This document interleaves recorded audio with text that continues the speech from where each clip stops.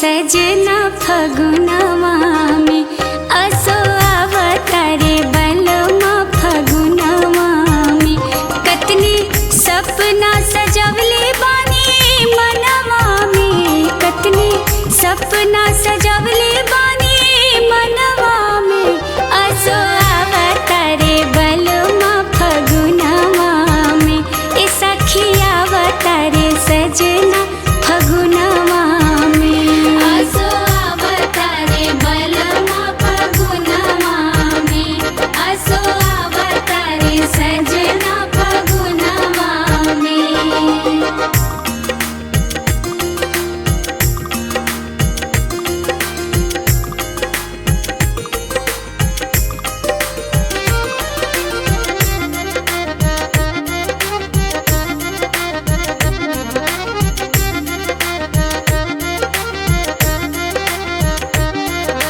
बरसन बाद सजन के आवे के संदेश आइल पियर सरसों देखी देखी के मन मोरा पियराइल।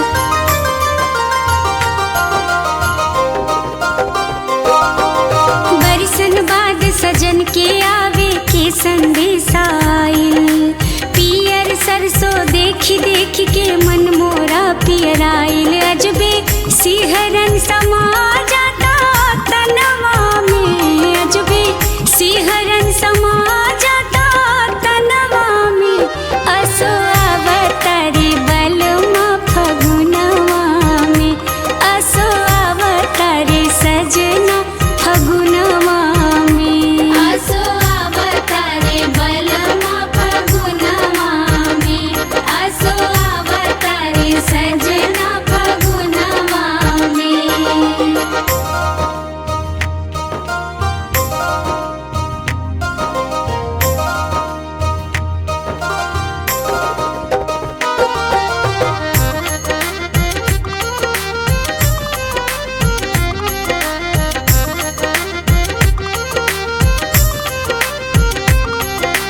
गोटा वाली साड़ी हमके लेके आई है सजना कहले हा गढ़वले बाड़न पोरे पोर के गहना।